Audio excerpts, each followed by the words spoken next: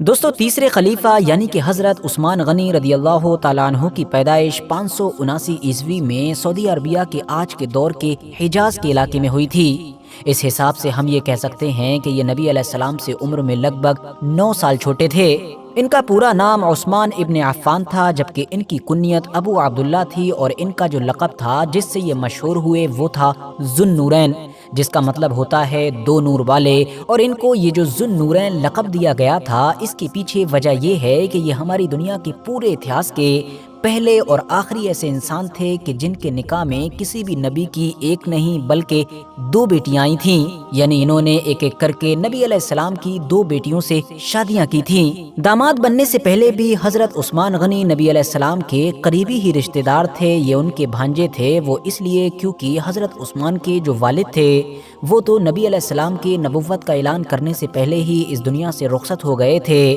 مگر جو ان کی ماں تھیں وہ پیغمبر حضرت محمد صلی اللہ تعالی علیہ وسلم کے فادر یعنی حضرت عبداللہ کی سگی بہن ہوا کرتی تھی۔ اس حساب سے ہی حضرت عثمان غنی رشتے میں ان کے بھانجے ہوا کرتے تھے۔ خاندان کے لحاظ سے دیکھیں تو حضرت عثمان بھی پیغمبر حضرت محمد صلی اللہ تعالی علیہ وسلم کی طرح ہی قریش سے تعلق رکھا کرتے تھے کہ جو اس دور میں پورے ہی عرب کے اندر سب سے مشہور اور سب سے طاقتور خاندان مانا جاتا تھا۔ لیکن یہاں پر یہ بات بھی ضرور یاد رکھیں کہ کیونکہ قریش تو ایک بہت بڑا قبیلہ تھا، بہت بڑا خاندان تھا، تو اسی لیے اب اس میں بھی بہت ساری الگ الگ برانچز تھیں، الگ الگ گھرانے تھے۔ لیکن ان سبھی برانچز اور ان سبھی گھرانوں میں بھی 2 گھرانے سب سے زیادہ مشہور تھے، ایک بنو ہاشم جبکہ دوسرا گھرانہ بنو امیہ۔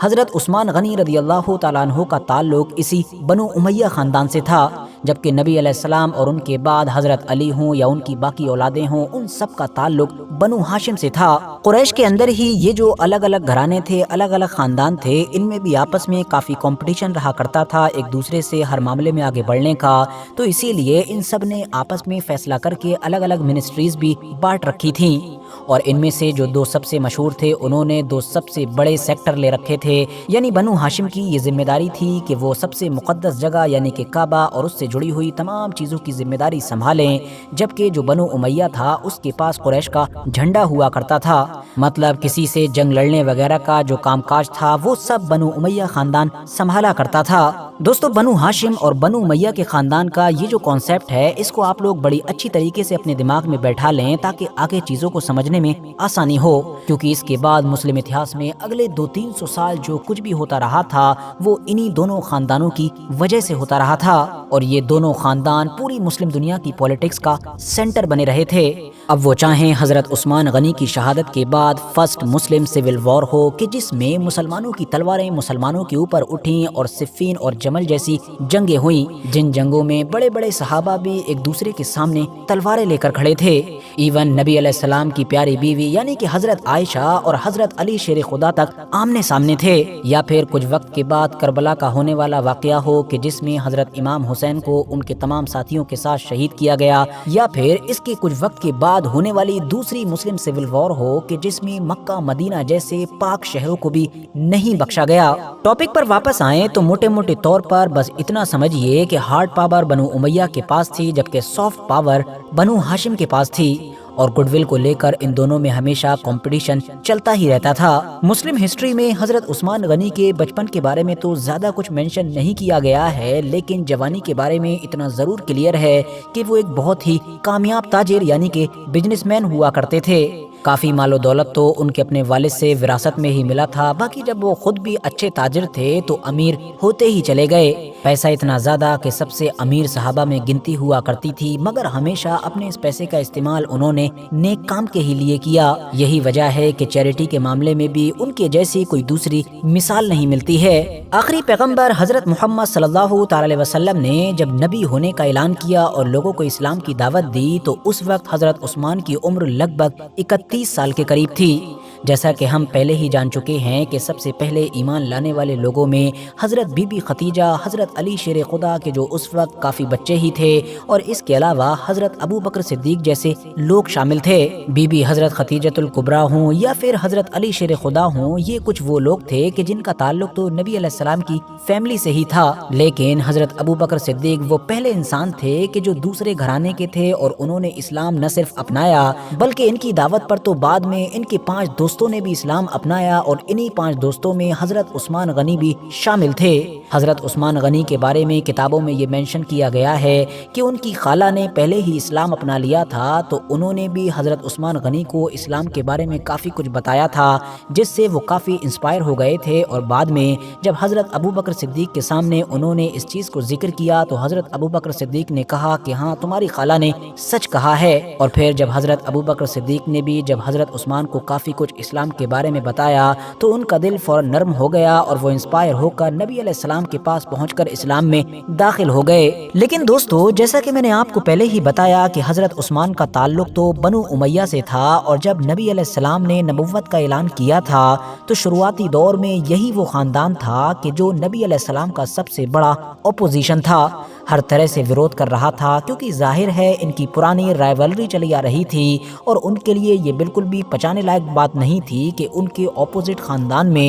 ایک ایسا انسان پیدا ہو چکا ہے کہ جو نبی ہونے کا دعویٰ کر رہا ہے۔ تو جو بنو امیہ کا خاندان یہ کوشش کر رہا تھا کہ دوسرے لوگ بھی محمد صلی اللہ تعالی علیہ وسلم کے پاس نہ جائیں، اب جب ان کے ہی خاندان کے ایک انسان نے اسلام اپنا لیا، وہ بھی ایسے انسان نے کہ جو اپنی امیری، اپنی شرافت اور اپنی دریا دلی کی وجہ سے کافی مشہور تھا، تو ظاہر ہے ان کے لیے یہ خبر دماغ کو ہلا دینے والی تھی۔ حضرت عثمان غنی کو اپنے خاندان کی طرف سے بہت پریشان کیا گیا، اسپیشلی اپنے چچا حکم بن عاص کی طرف سے بہت ٹارچر سہنا پڑا، مگر خاندان کی لاکھ کوششوں کے باوجود بھی آپ ثابت قدم رہے، جس کے بعد اب ہوا یہ کہ خاندان والوں نے ان کا بائیکاٹ ہی کر دیا۔ لیکن ان تمام حالات کو دیکھنے کے بعد اب دوسری طرف پیغمبر حضرت محمد صلی اللہ تعالی علیہ وسلم نے حضرت عثمان غنی کو اپنی فیملی میں ہی شامل کرنے کا فیصلہ کیا۔ وہ اس طرح سے کہ اپنی بیٹیوں میں سے جو بیچ کی ایک بیٹی تھی یعنی کہ حضرت رقیہ، ان کا نکاح حضرت عثمان سے کر دیا، اور اس طرح سے حضرت عثمان نبی علیہ السلام کے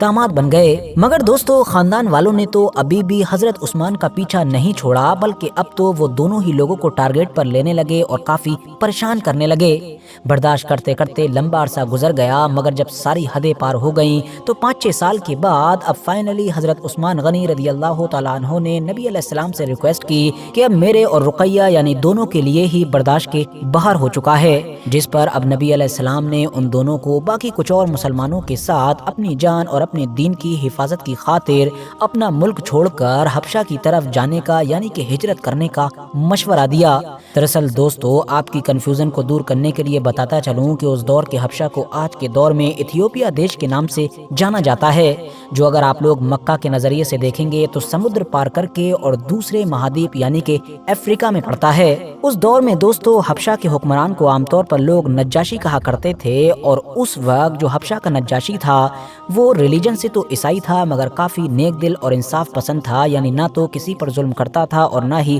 ہونے دیتا تھا۔ اسی لیے نبی علیہ السلام نے چند مسلمانوں کو حبشہ کی طرف ہجرت کرنے کا حکم دیا تھا۔ نبی علیہ السلام نے اپنی بیٹی اور اپنے داماد یعنی کہ حضرت عثمان غنی رضی اللہ تعالیٰ عنہ کو باقی کچھ 16 سے 18 مسلمانوں کے ساتھ رخصت کرتے ہوئے ایک ایتہاسک جملہ کہا۔ آپ نے کہا تھا کہ حضرت ابراہیم علیہ السلام اور حضرت لوط علیہ السلام کے بعد یہ تیسری فیملی ہے کہ جو خدا کی راہ میں ہجرت کر رہی ہے۔ حضرت عثمان غنی کو حبشہ میں رہتے ہوئے ابھی 3 مہینے کا ہی عرصہ گزرا تھا کہ اچانک سے ان کے پاس ایک فیک نیوز آئی۔ فیک نیوز یہ تھی کہ مکہ کے تمام لوگوں نے اسلام قبول کر لیا ہے، تو ظاہر ہے سب کچھ ٹھیک ٹھاک ہو گیا ہے۔ حبشہ میں رہنے والے ان چند مسلمانوں میں تو خوشی کی لہر دوڑ گئی، انہوں نے فوراً اپنا سامان وغیرہ باندھا اور مکہ کی طرف واپس نکل آئے۔ مکہ کے بالکل جب قریب پہنچے تب ان کو یہ محسوس ہوا کہ ان کو جو خبر ملی تھی وہ پوری طریقے سے غلط تھی، لیکن اب جب مکہ کے قریب آ چکے تھے تو واپس جانے کی بجائے مکہ میں ہی رہنے کا فیصلہ کیا۔ لیکن مکہ میں ہر گزرتے وقت کے ساتھ بھلے ہی اسلام لانے والے لوگوں کی تعداد بڑھتی جا رہی تھی، لیکن دشمنوں کی طرف سے حالات اور بھی زیادہ تنگ کر دیے گئے تھے۔ نتیجہ یہ ہوا کہ کچھ وقت کے بعد حضرت عثمان غنی نے اپنی بیوی کے ساتھ دوبارہ حبشہ کی طرف ہجرت کی، اور اس بار ان کے ساتھ ہجرت کرنے والے مسلمانوں کی تعداد بھی کافی زیادہ تھی۔ حالانکہ دوستو اس بار بھلے ہی یہ لوگ حبشہ میں کافی لمبے عرصے تک رہے تھے، مگر پھر بھی نبی علیہ السلام اور باقی تمام مسلمانوں کے مدینہ کی طرف ہجرت کرنے سے کچھ وقت پہلے یہ مکہ میں واپس آ چکے تھے، اسی لیے پھر آخر میں تو تمام ہی مسلمانوں نے مکہ سے مدینہ کی طرف ہجرت کی تھی اور مدینہ ہی لمبے وقت تک کے لیے اسلام کا سینٹر بن گیا تھا۔ تمام مسلمان جب ہجرت کر کے مدینہ پہنچے تو شروعاتی پریشانیوں میں سے ایک بڑی پریشانی پانی کو لے کر بھی تھی۔ پورے مدینہ میں صاف ستھرے اور میٹھے پانی کا صرف ایک ہی کنواں تھا، جس کا مالک ایک یہودی انسان تھا کہ جو مسلمانوں کے مدینہ میں آنے سے کافی پریشان تھا۔ وہ مسلمانوں کو پانی نہیں لینے دیتا تھا اور کافی تنگ کیا کرتا تھا، جس کی وجہ سے ایک دن نبی علیہ السلام نے آخرکار تمام لوگوں کے سامنے کہہ ہی دیا کہ ہے تم میں سے کوئی کہ جو اس پورے کنویں کو خرید کر مسلمانوں کے لیے وقف کر دے اور جنت میں اپنے لیے اس سے بھی بہتر مقام حاصل کر لے۔ یہ سن کر حضرت عثمان غنی رضی اللہ تعالیٰ عنہ فوراً آگے آئے اور یہ کنواں خریدنے کا ارادہ کیا، مگر وہ یہودی انسان تو کسی بھی قیمت پر وہ کنواں بیچنے کے لیے تیار ہی نہیں تھا۔ آخر میں وہ اس بات کے لیے راضی ہو گیا کہ چلو آدھا ہی کنواں بیچ دیتا ہوں، اور 12,000 درہم کی ایک بڑی قیمت کو چکا کر حضرت عثمان غنی نے آدھا کنواں خرید لیا۔ اب آپ لوگ سوچ رہے ہوں گے کہ آخر کنواں آدھا کیسے خریدا جا سکتا ہے؟ تو معاملہ یہ تھا کہ ایک دن تو اس پورے کنویں کا مالک صرف وہ یہودی انسان ہوا کرتا تھا، جبکہ اگلے دن حضرت عثمان غنی اس پورے کنویں کے مالک ہوا کرتے تھے۔ تو اب حضرت عثمان غنی نے یہ کیا کہ جیسے ہی ان کی باری کا دن آتا تو وہ تمام مسلمانوں کے لیے اس کو فری کر دیتے، اور تمام مسلمان بھی اس کنویں سے اتنا زیادہ پانی نکال لیتے کہ اگلے دن کے لیے بھی وہ کافی ہوتا، جس کی وجہ سے اب دھیرے دھیرے اس یہودی آدمی کو یہ ریئلائز ہو گیا کہ اس کے لیے یہ بچا ہوا آدھا کنواں بھی کسی کام کا نہیں ہے۔ تو اسی لیے اب اس نے پورا کنواں بیچنے کا فیصلہ کیا اور 20,000 کی ٹوٹل قیمت پر حضرت عثمان غنی نے اس کنویں کو خرید کر تمام لوگوں کے لیے فری کر دیا۔ دوستو صرف یہ کنواں ہی نہیں بلکہ حضرت عثمان غنی کی امیری اور ان کی سخاوت اور ان کی دریا دلی سے اتہاس کی کتابیں بھری پڑی ہیں۔ مثال کے طور پر مسجد نبوی سے ریلیٹڈ بھی اسلامک کتابوں میں یہی لکھا ہوا ہے کہ جب مدینہ میں مسلمانوں کی تعداد کافی ہو گئی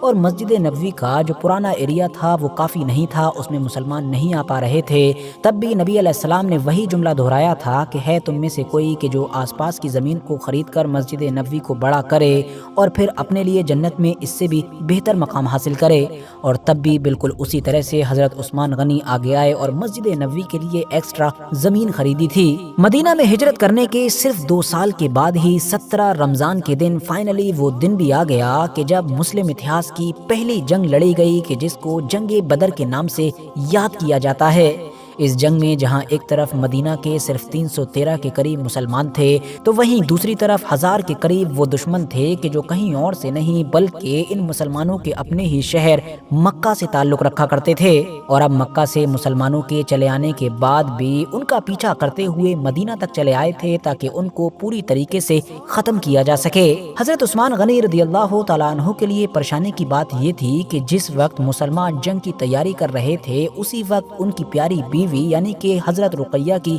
طبیعت خراب تھی۔ طبیعت اتنی زیادہ خراب تھی کہ نبی علیہ السلام نے ان کو جنگ میں شامل ہونے سے ہی منع کر دیا اور کہا کہ آپ مدینہ میں ہی رہیں اور حضرت رقیہ کی دیکھ بھال کریں۔ اس پر حضرت عثمان غنی کو کافی ملال بھی تھا کیونکہ یہ پہلی جنگ تھی، جس کی وجہ سے ہی پھر نبی علیہ السلام نے حضرت عثمان غنی کے جذبے کی قدر کرتے ہوئے ان سے کہا تھا کہ آپ مدینہ میں ہی رکیں، حضرت رقیہ کی دیکھ بھال کریں اور آپ کو ایک جنگ میں شامل ہونے کا ہی ثواب ملے گا، بلکہ سمبل کے طور پر جب ہم جیتیں گے تو آپ کو مال غنیمت بھی ملے گا کہ جس طرح سے جنگ میں شامل ہونے والے ایک سپاہی کو ملتا ہے۔ فی الحال آگے جیسا کہ ہم جانتے ہیں کہ جنگ بدر میں مسلمانوں نے بہت کم تعداد میں ہونے کے باوجود بھی جیت حاصل کی، لیکن جہاں ایک طرف بدر میں مسلمانوں نے فتح حاصل کی تو وہیں دوسری طرف حضرت عثمان غنی رضی اللہ تعالیٰ عنہ کی بیوی یعنی کہ حضرت رقیہ کی وفات بھی ہو گئی۔ یہ خبر حضرت عثمان اور نبی علیہ السلام دونوں کے لیے ہی کافی دکھ دینے والی تھی۔ نبی علیہ السلام واپس آ کر حضرت رقیہ کی قبر پر پہنچے اور وہاں پر کافی روئے، مگر دوستو اب اپنی پیاری زوجہ کے چلے جانے کے بعد حضرت عثمان غنی بہت زیادہ غمگین رہنے لگے تھے۔ ان کے غم کی 2 وجہ تھیں۔ پہلی وجہ تو یہ کہ ان کی پیاری بیوی اب ان کے ساتھ نہیں تھی، جبکہ ایک دوسری وجہ یہ بھی تھی کہ وہ اس بات کو لے کر پریشان رہا کرتے تھے کہ نبی علیہ السلام کے ساتھ ان کا جو ایک خاص رشتہ تھا داماد کا وہ اب ختم ہو چکا تھا۔ پیغمبر حضرت محمد صلی اللہ تعالی وسلم جو ہمیشہ ان کے آس پاس ہی رہا کرتے تھے وہ اس چیز کو بڑی اچھی طرح سے محسوس کیا کرتے تھے، اسی لیے اب نبی علیہ السلام نے اپنی تیسری نمبر کی بیٹی یعنی کہ حضرت ام کلثوم کا نکاح بھی حضرت عثمان کے ساتھ کر دیا، اور اس طرح سے ایک ایک بار پھر سے حضرت عثمان غنی پہلے کی طرح خوش رہنے لگے۔ لیکن دوستو پھر آگے چل کر نبی علیہ السلام کی یہ جو دوسری بیٹی تھی حضرت ام کلثوم، ان کی بھی وفات ہو گئی تھی، جس کی وجہ سے اب حضرت عثمان غنی ایک بار پھر سے پریشان رہنے لگے تھے۔ نبی علیہ السلام نے ان کی دلجوئی کے لیے کہا تھا کہ اے عثمان، مجھے پتا ہے اگر میری اور بھی بیٹیاں ہوتی تو میں ایک کے بعد ایک ساری بیٹیاں تمہارے نکاح میں دے دیتا۔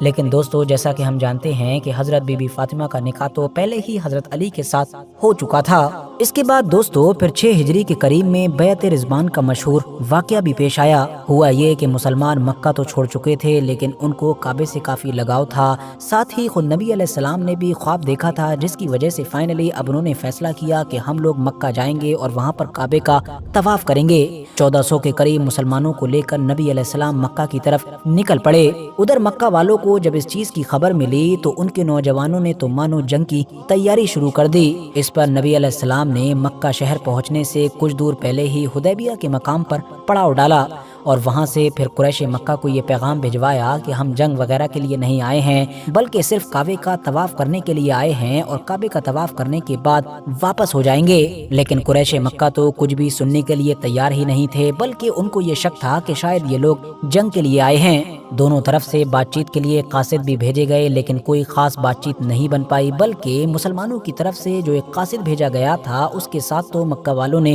بدتمیزی بھی کی، جس کے بعد اب نبی علیہ السلام نے مشورے کے بعد حضرت عثمان غنی کو اپنے ایک سفیر کے طور پر یعنی بات چیت کرنے کے لیے مکہ کی طرف بھیجنے کا فیصلہ کیا۔ حضرت عثمان غنی کو چننے کے پیچھے کا ایک مین ریزن یہ بھی بتایا جاتا ہے کہ کیونکہ جیسا کہ ہم پہلے ہی جان چکے ہیں کہ حضرت عثمان غنی کا تعلق بنو امیہ سے تھا اور مکہ میں بنو امیہ ہی خاندان سب سے زیادہ طاقتور تھا، تو اسی لیے ممکن تھا کہ اگر کسی دوسرے مسلمان کو بھیجا جاتا تو مکہ والے اپنی حدیں پار کر کے اس کو قتل کر دیتے، جبکہ قانونی طور پر کسی بھی دشمن کے سفیر کو قتل نہیں کیا جاتا ہے۔ تو اسی لیے حضرت عثمان غنی کو بھیجنے کا فیصلہ کیا گیا کہ کیونکہ ان کا خاندان مکہ میں کافی طاقتور تھا تو کوئی بھی ان کے اوپر ہاتھ ڈالنے کی جرات کر ہی نہیں سکتا تھا۔ اور ہوا بھی کچھ ایسا ہی، کیونکہ جب حضرت عثمان غنی رضی اللہ تعالیٰ عنہ مکہ شہر میں بات چیت کرنے کے لیے گئے تو وہاں پر ان لوگوں نے حضرت عثمان غنی کو روک لیا اور ان سے کہا کہ اگر آپ عمرہ کرنا چاہتے ہیں تو آپ کو اجازت ہے اور پھر واپس جا سکتے ہیں، لیکن باقی مسلمانوں کو عمرہ کرنے کی اجازت نہیں دی جائے گی۔ اب کیونکہ ان لوگوں نے حضرت عثمان کو مکہ میں ہی روک لیا تھا تو جب وہ مقررہ وقت تک واپس لوٹ کر نہیں آئے تو دوسری طرف یہ افواہ اڑ گئی کہ شاید مکہ والوں نے حضرت عثمان کو شہید کر دیا ہے۔ بس پھر کیا تھا، تمام مسلمان غم اور غصے سے بھر گئے، جس کے بعد ہی نبی علیہ السلام نے ایک بیر کے پیڑ کے نیچے تمام مسلمانوں سے یعنی جو 1400 کے قریب تھے ان تمام سے اپنے ہاتھ کے اوپر بیعت کی، یعنی یہ وعدہ لیا کہ ہم عثمان کے خون کا بدلہ ضرور لیں گے، اور اسی بیعت کو، اسی پورے واقعے کو اتہاس میں بیعت رضوان کے نام سے یاد کیا جاتا ہے۔ مسلمان ابھی جنگ کی تیاری کر ہی رہے تھے کہ حضرت عثمان غنی مکہ سے واپس آ گئے۔ ان کو زندہ دیکھ کر تمام مسلمان کافی خوش ہوئے، لیکن دوسری طرف جو مکہ کے لوگ تھے انہوں نے جب مسلمانوں کا غصہ اور جذبہ دیکھا تو وہ فوراً ڈر کی وجہ سے مسلمانوں کے ساتھ ایک صلح کے لیے تیار ہو گئے، اور اس وقت وہ جو صلح ہوئی تھی اسی کو ہی اتہاسک کتابوں میں صلح حدیبیہ کے نام سے یاد کیا جاتا ہے۔ اس ایگریمنٹ کے اندر ایک شرط یہ بھی تھی کہ مسلمان اس بار تو حج نہیں کریں گے، لیکن اگلی بار جب ذی قعدہ کا مہینہ آئے گا تب 3 دن کے لیے قریش کے جتنے بھی نوجوان ہوا کریں گے وہ مکہ سے باہر چلے جائیں گے اور مسلمان عمرہ کر سکیں گے۔ اسی لیے اس ایگریمنٹ کے تحت ہی نبی علیہ السلام تمام مسلمانوں کے ساتھ اس بار بنا عمرہ کیے ہی مدینہ کی طرف واپس لوٹ گئے۔ بعد میں ہونے والی جنگ خیبر میں بھی حضرت عثمان غنی مسلمانوں کے ساتھ شامل تھے، اور اس جنگ میں فتح کے بعد نبی علیہ السلام نے خیبر کے علاقے میں حضرت عثمان غنی کو زمین کا ایک ٹکڑا بھی عنایت کیا تھا۔ اس کے بعد جب 8 ہجری میں مکہ فتح ہوا تب بھی حضرت عثمان غنی نبی علیہ السلام کے ساتھ موجود تھے۔ مکہ کے بعد حنین کی جنگ میں بھی حضرت عثمان غنی شامل ہوئے، جبکہ اس کے بعد وقت آیا تبوک کی جنگ کا، جس جنگ میں مسلمانوں کا مقابلہ رومن امپائر سے تھا۔ روم کے بادشاہ نے جب دیکھا کہ مسلم نام کی یہ طاقت بڑی تیزی کے ساتھ ابھر رہی ہے تو وہ ان کو اپنے پاس آنے سے پہلے ہی ختم کر دینا چاہتا تھا، یعنی مدینہ پر اٹیک کرنا چاہتا تھا۔ नबी अलैहिस्सलाम ने स्ट्रेटेजी के तहत डिफेंस की बजाय ऑफेंस की तरफ जाने का इरादा किया और जंग की तैयारियां शुरू कर दी गईं। नबी अलैहिस्सलाम ने इस जंग में आसपास के मुसलमानों को भी मदद के लिए बुला लिया था, जिसकी वजह से अब एक बड़ा लश्कर